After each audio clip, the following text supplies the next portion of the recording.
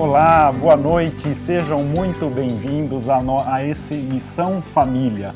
Olha, gente, vocês já estão notando aqui, a nossa casa já terminou a reforma, já temos de cara nova, nós já temos aqui a nossa árvore que vocês vão mandar as fotos para a gente, já temos a decoração e vocês sabem, né? Muitas mulheres estão aqui nos ouvindo, enquanto a casa está em reforma, elas não deixam a gente chamar visita. Agora, hoje já está com esse ar de casa, nós já estamos com a nossa casa arrumada, então nós já podemos receber visitas. Sim, é assim, né? sim. Será que na tua casa acontece isso também? Olha só, e nós recebemos uma doação muito bonita, que é essa manta, e são os puffs da Rosiane Pires, do ateliê Dando Nó. Olha que graça que ficou na nossa casa, junto com os brinquedos, é lógico, né? Exatamente, que delicadeza, né? Que Muito delicadeza, obrigada. com todo esse carinho para que a gente consiga dar esse ar de família. Gente, esse programa tem que ter essa cara, ou seja, nós estamos aqui em casa e vocês vêm para nossa casa. É essa que é a nossa ideia, é assim que a gente quer se sentir aqui com vocês. Isso mesmo. E vamos então, falar do que hoje? vamos chamar a nossa convidada primeiro, né? Porque qual é o Exatamente. tema de hoje mesmo? Alguma doença já desestabilizou a sua família? Isso já aconteceu com você? Já aconteceu na sua casa? É sobre isso que nós vamos falar hoje. Isso, e aproveitando, né, esse mês de outubro, que a gente está no Outubro Rosa, nós vamos convidar a doutora Cristine para falar um pouquinho sobre câncer de mama, né? Exatamente, vamos todos aprender. Olha, doutora Cristine, fica muito à vontade. Se sinta abraçada, já que a gente não pode abraçar. Não pode. Não podemos abraçar, estamos recebendo visita já. Obrigada. Agora já estamos recebendo visita na nossa casa e será um prazer enorme ter a senhora Prazer aqui. é todo Seja meu. muito Muito bem-vinda. obrigada. Fique à vontade. Muito obrigada, dá licença. Por favor. Vamos lá, né? Então a gente está com esse tema super importante, né? O mês de outubro é o mês que a gente dedica para falar sobre o câncer de mama, né? Sobre a importância do rastreamento, dos exames, da mamografia. Então, acho que é nosso papel falar sobre isso. Quanto mais as pessoas souberem, quanto mais elas tiverem consciência dos exames e da necessidade dos exames, menos medo elas vão ter e mais fortes vão estar para enfrentar qualquer problema que possa aparecer, Sim, né? porque é um assunto que, quando a gente recebe a notícia, desestabiliza, né? Muito, muito. E nós passamos por isso, né? Olha, eu confesso que é um tema sensível, sensível para mim, porque minha mãe passou por isso, foi um momento muito... Ao mesmo tempo foi um momento difícil, um momento que uniu muito a família. Eu tenho muito carinho de lembrar como que meu pai cuidou da minha mãe naquele momento. Então, ao mesmo tempo que foi um momento de dor, foi também um momento de união e que a gente lembra, depois que isso passou, tem até uma grata recordação de ver o carinho e o desvelo que meu pai teve com a minha mãe naquele momento. Depois ele faleceu há 2 anos, mas cuidou muito dela até o último momento. Sim, e podemos testemunhar isso. Vamos falar um pouco disso hoje. Eu acho que é uma também. transformação em todos, não só na pessoa que passa, mas a família toda, né? Com certeza. A pessoa não passa pelo câncer e não passa por ele e fica igual, e a família vai junto nessa caminhada aí. Com certeza. Eu acho que é um aprendizado muito grande que a gente com recebe, certeza é. assim... A gente cresce muito, né? Muito. Mas vamos lá, olha, a doutora Cristine tem muito a nos ensinar aqui, queremos aprender muito, então eu quero aproveitar ao máximo para que a senhora nos ensine, doutora Cristine. E o câncer de mama, ele pode ser identificado nos exames periódicos? Como ele pode ser identificado? Pode. Como que a mulher descobre Nosso isso? objetivo, na verdade, fazendo as campanhas de outubro, é que ele seja detectado nos exames de rotina, né? Que a mulher ainda não tenha percebido o nódulo, não tenha percebido nenhuma alteração na mama, porque assim são tumores menores, quando a gente detecta nos exames de rotina, com muito mais chances de cura. Então, na mamografia, né, a mamografia é o principal exame. Sim, porque quando a gente já faz o exame, o autoexame, ele já está mais desenvolvido, Quando né? a mulher consegue palpar o nódulo, geralmente são nódulos maiores que 1 centímetro, né? Então, são tumores que ainda têm toda a chance de ser tratados e curados, mas são tumores mais avançados, né? A mamografia detecta a lesão antes dela formar o nódulo. Sim. Então, a gente já consegue ter indícios na imagem da mamografia de que ali tem uma lesão suspeita e que pode ser um câncer e tratar nesse momento. Por isso que ela é um exame tão importante. Sim. E quais são os sintomas, doutora Cristine, que a gente tem para diagnosticar alguma coisa errada no nosso corpo? Olha, a gente tem alguns sintomas, eu acho que a gente tem até uma imagem, Sim. Tá aí? Vamos ver se a gente consegue passar a imagem. A gente tem alguns sinais e sintomas que a mulher pode perceber no autoexame e que fazem ligar a chavinha de que pode ter alguma coisa errada, né? Primeiro é a mudança no tamanho das mamas. Então, se a gente tem uma mama ficou maior que a outra, notou alguma diferença. A gente pode ter vermelhidão, né? Então a mama ficou vermelha, ou coceira, né? Um prurido, uma coceira na areola, no bico ali da mama.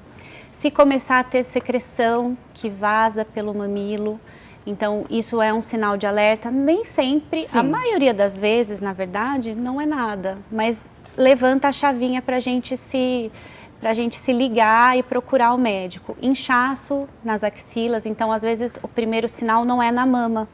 Às vezes a gente pode ter lesão axilar, começando como um indício do câncer de mama. Nódulo, né, que é o mais comum, a mulher palpando, ou não, às vezes nem palpa o nódulo, mas vê alguma irregularidade, alguma coisa na mama, não sabe direito o que é. Então isso pode ser um sinal. Mudança na pele é uma outra característica, então a pele fica com um aspecto de casca de laranja, que a gente fala. É uma pele que fica mais grossa, mais irregular, isso pode acontecer. Outra alteração que a gente pode ter é no mamilo, então a inversão do mamilo, então se ela tem a pontinha ali, o bico da mama para fora e de repente ele entra, pode ser um sinal de alerta. E às vezes a dor mamária. Isso que eu ia perguntar, ocorre nos sintomas ter dor ou não? Ocorre, não é o mais comum. 99% das dores mamárias são alterações benignas. Sim, entendi. Mas é o sintoma que mais leva a mulher a procurar a gente. Porque a gente sente uma dorzinha e já vai. Então, assim, a maior procura no meu consultório e nas clínicas que eu atendo é por dor mamária. Entendi. 99% das vezes não se trata de câncer. Mas ela tem que ser investigada. Uma dor que persiste, não melhora, tem que ver. Porque, assim, às vezes falam, câncer não dói, né? Então, pode doer, assim, não é simples assim, então precisa avaliar. A senhora disse que a mamografia é o melhor exame que pode detectar muito cedo, né? Eu fico pensando, nesse tempo que a gente está passando de pandemia, isso afastou um pouco as mulheres? Então, eu estava lendo uma reportagem sobre isso, isso me chamou muita atenção. Afastou muito, muitas mulheres postergaram os exames de rotina e o que a gente está vendo agora, o que eu percebi no consultório, é que já tem mulheres vindo com alterações maiores. Sim. Então, a pandemia, além de todos os problemas que ela trouxe pra gente, tem isso também. As mulheres acabaram que eu não estou sentindo nada, então eu vou deixar mais pra frente. Nessa época que o medo tomou conta, né? Então a gente pensou mais no medo do que na saúde. Exatamente. Entendi. Eu acho que é porque como a gente não sabia do que se tratava Com ainda não sabe, né, tudo Com sobre a pandemia, então acabou que foram feitas escolhas, né? E algumas mulheres, assim, eu tenho recebido já mulheres com lesões um pouco mais avançadas e que falaram, eu percebi, doutora, mas eu tive medo de vir. Sim. E tem uma faixa etária, doutora, em que é mais propensa a desenvolver a doença? O que mais, assim, a maior faixa etária é após os 50 anos. Né? Essa faixa etária é maior, mas pode ter antes, Pode né? acontecer antes, né? Mas o que a gente mais vê, a maior incidência é após os 50 anos. Tá, entendi. Tanto que essa é a recomendação do Ministério da Saúde para início da mamografia, né? 50 anos? Eu achei que fosse antes.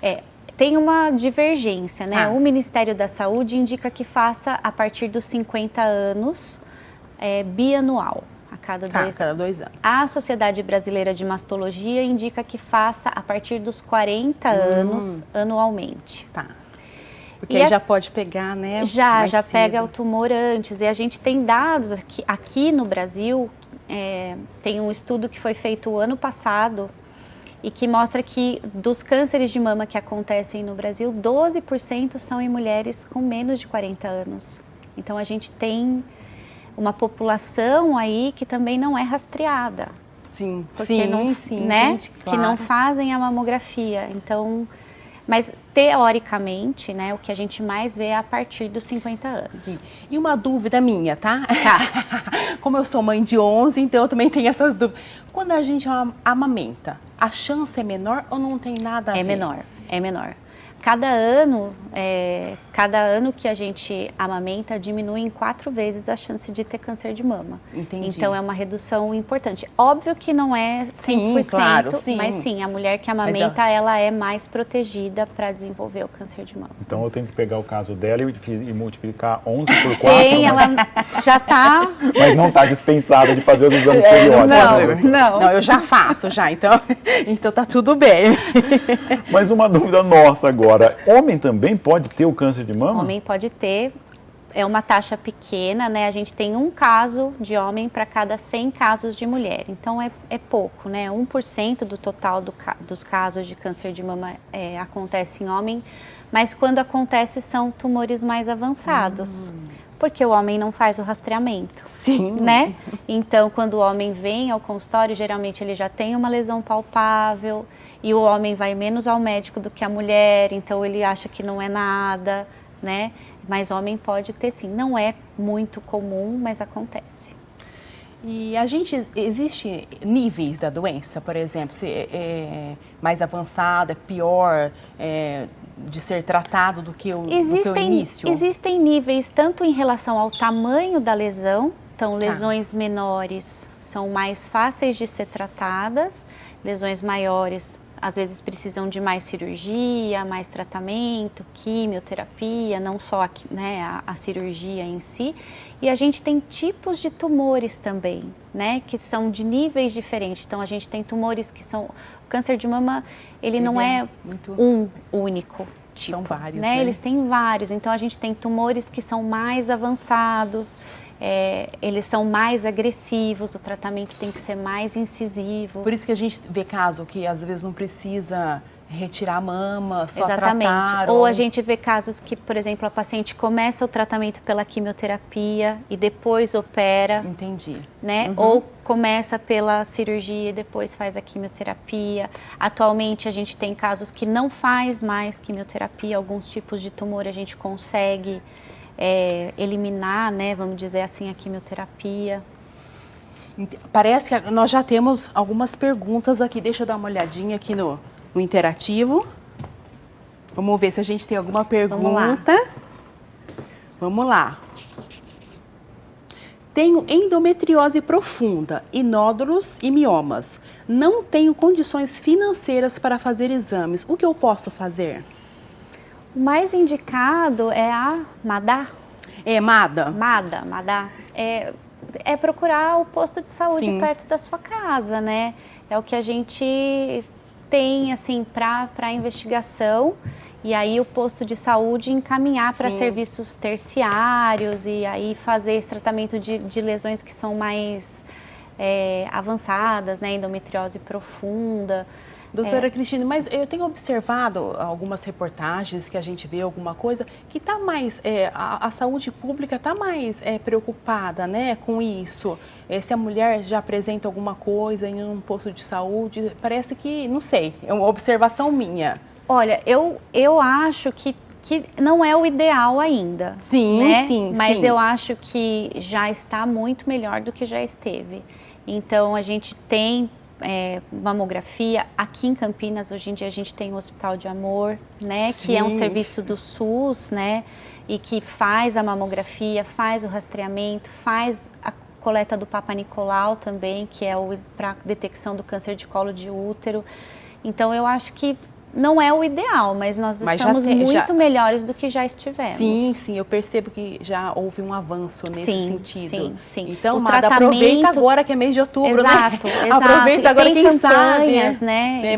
Em campanhas é mais fácil de conseguir fazer os exames, né? Isso eu falava no começo mesmo. A minha mãe, ela foi tratada no Hospital do Amor e eu fiquei impressionado com a qualidade do tratamento, o tom humano que eles davam. E o mesmo tratamento que a paciente tem no convênio, na saúde privada, ela vai ter no SUS. Com certeza, né? Assim, sim. ela tem. A gente tem os grandes cirurgiões aqui, pelo menos da cidade de Campinas, né, que é onde eu atuo, eles trabalham no SUS também. Então, hoje em dia a gente tem essa possibilidade, né? E é a mesma coisa, é a mesma quimioterapia, a mesma radioterapia. Às vezes o que as pacientes sentem mais dificuldade é adentrar ao serviço, né? Mas uma vez que elas estão lá, o tratamento corre muito bem. Sim. Olha lá, então agora a gente vai entrar um pouquinho no nosso tema, né? Então, qual é a importância do apoio da família quando se descobre que se tem um câncer de mama, por exemplo, né? Sim, então, eu também complementando, doutora, eu imagino que quando a senhora recebe no consultório, o fator emocional da paciente deve ser algo importantíssimo de cuidar também, de cuidar dessa parte que o ser humano é um todo, né? Então, ensina para nós, ensina para quem não está nos ouvindo, o que o marido pode fazer, o que os filhos podem fazer. Eu falo que às vezes no meu consultório entra comboio de pessoas. Com certeza, vai a família inteira. Geralmente na primeira consulta a mulher vai sozinha, quando ela descobre a lesão. Aí você pede a biópsia e aí vem a família toda. Então, eu acho que faz total diferença. Total diferença. O que eu vejo no meu dia a dia é que a paciente que tem o apoio familiar, ela vai muito melhor, muito melhor. Ela consegue encarar melhor porque na verdade o câncer de mama, ele geralmente não, né? É a mulher que é o cerne ali da família. Então, o marido perde o chão, os filhos, sim, né? Sim. E aí, às vezes, a mulher tem que dar apoio para todo mundo, mas o que eu vejo é que quando a família está junto, vai muito melhor, vai muito melhor. E as pessoas que têm fé, que acreditam em Deus, que têm uma religião, também vão muito melhor, eu acho. Olha que interessante, a senhora percebe isso? Muito, mas muito. Nós temos, acho que, um depoimento de uma pessoa muito interessante que conta exatamente isso. Acho que nessa linha que a doutora está falando. Sim, sim.